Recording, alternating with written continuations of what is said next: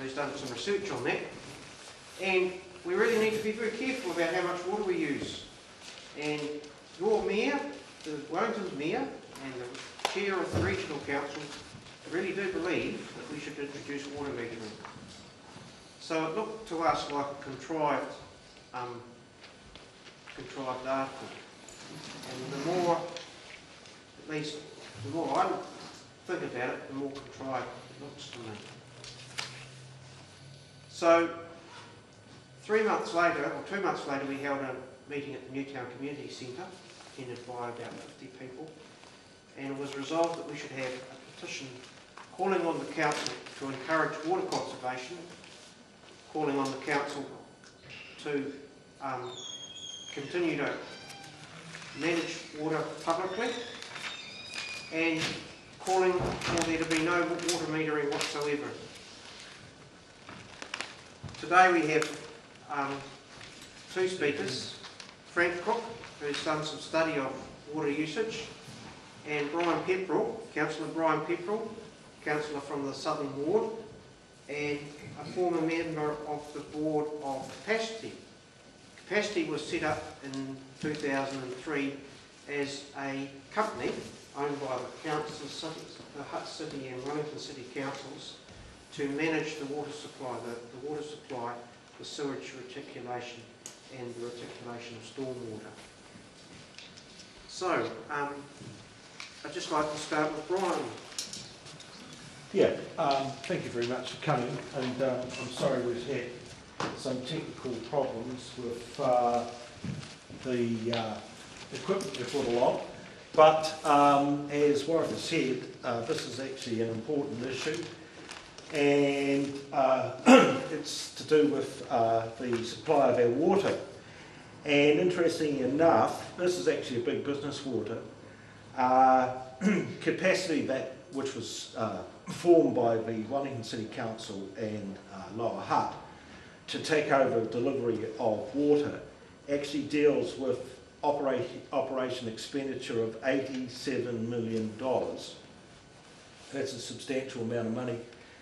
And interestingly enough, prior to the formation of Capacity, Wellington City Council, along with the Regional Council, delivered water. Now, the whole idea of the setting up of Capacity was that it was going to make savings of millions of dollars, in fact $4.6 million, and there was going to be yearly savings as well. And I suppose, I don't know how many of you saw the Wellingtonian story about the water savings being the company $2 million short in its objectives, and so therefore the whole issue's now come into the public domain, and it was quite a good item that was produced in the Wellingtonian, very extensive research by Jim Chip.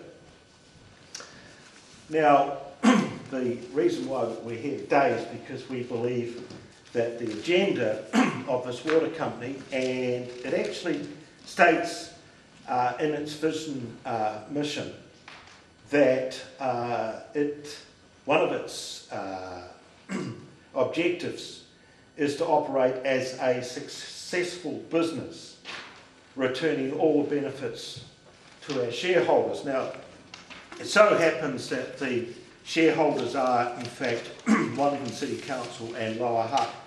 But the very term, the very word business should ring alarm bells to those of us who have watched the restructuring of this country over the last 25 years. Because businesses operate to make profits. And while Capacity can argue that it doesn't actually make a profit, it does allow most of its work to be contracted to the business community and therefore to the profit takers.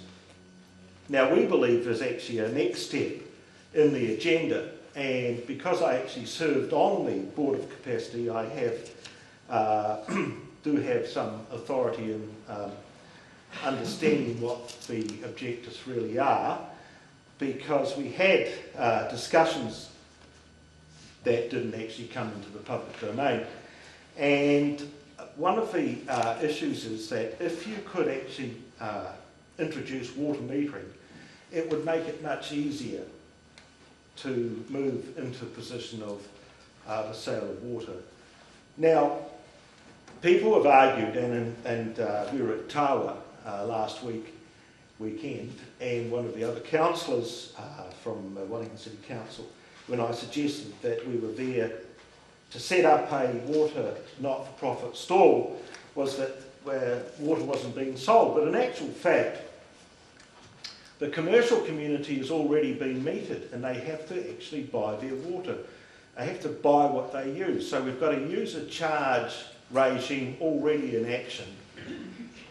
And so the next move, of course, is to go from the commercial metering to residential metering and to make that compulsory. And some of the reasons that are given for doing this is efficiency, wastage, and of course, at a time when water is being promoted as a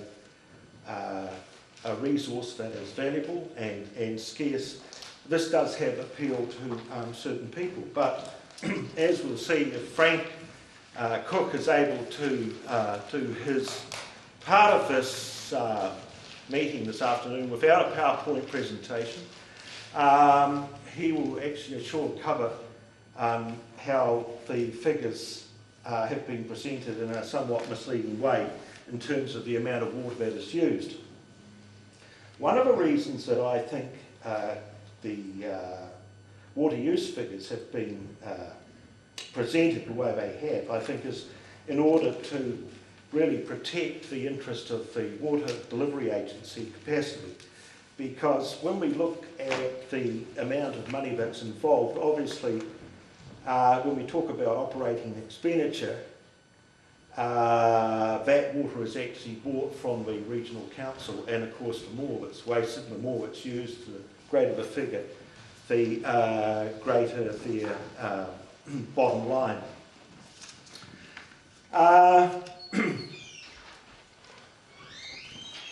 just think that the problem that we face now is one of protecting what is an incredibly valuable resource and enabling the delivery of water to the residents of Wellington in such a way that the recovery of costs is shared, and that it is done as it was originally intended, as a part of the rates bill, as opposed to being metered for exactly what you use. And as I think about it, I think it is actually a social issue, and it cuts to the fundamental issues of what democracy is, that we share the benefits of the democracy.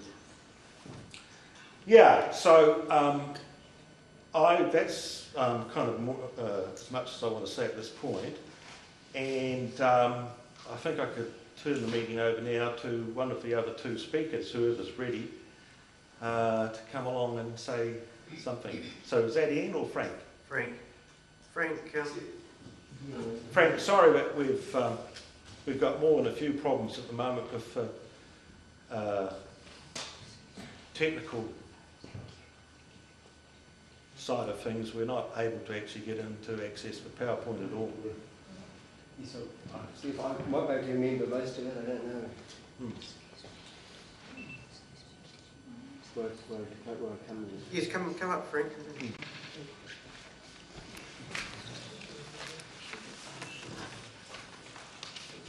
No, I'm sorry, I had a PowerPoint display with much of my material on it, and I've got notes of what each slide